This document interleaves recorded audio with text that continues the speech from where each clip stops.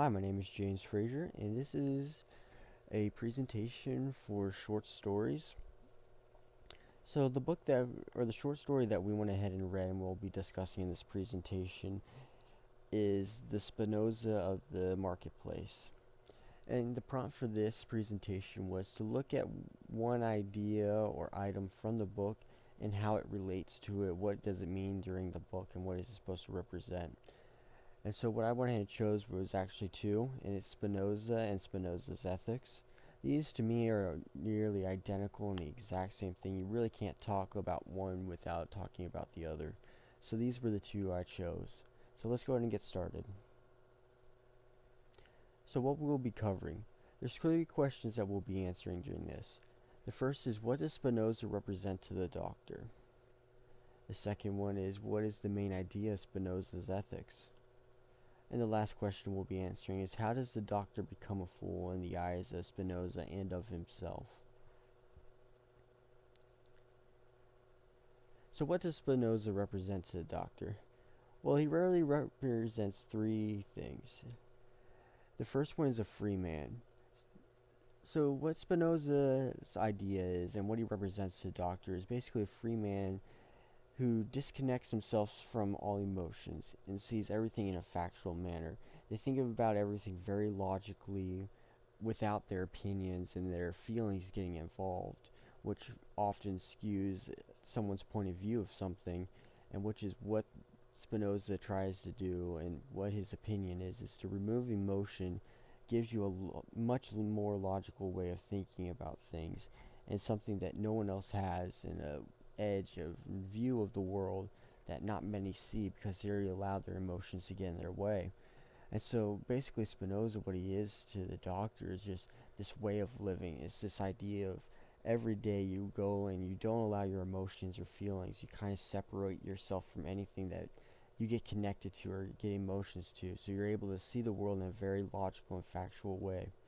And so that's what Spinoza represents to the doctor. So what is the main idea of Spinoza's ethics? Well, they're basically exactly what we were talking about, what the Spinoza represents to the doctor. It's just the Spinoza's ethics is a way to become Spinoza in a sense. It's giving you basically these ideas in the way that Spinoza thinks.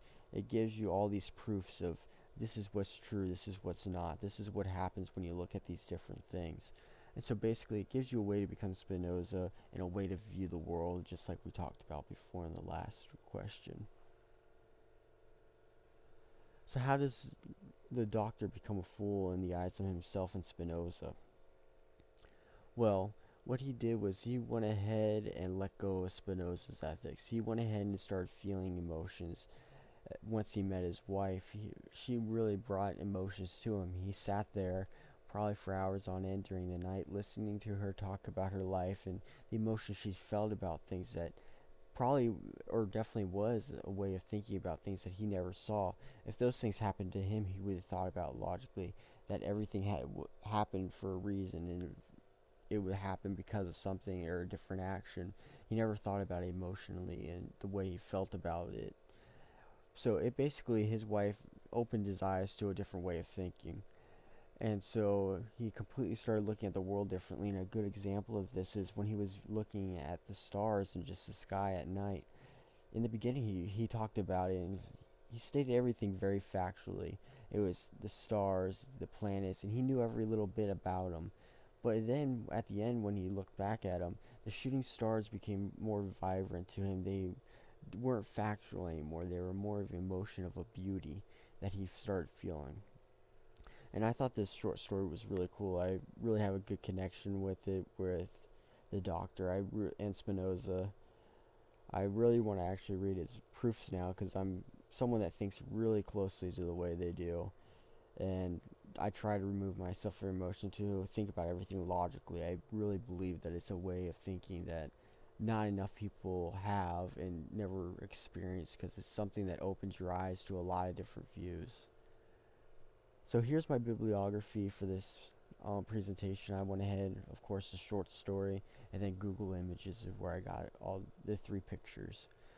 Thank you for watching my presentation, and I'll see you in the next one.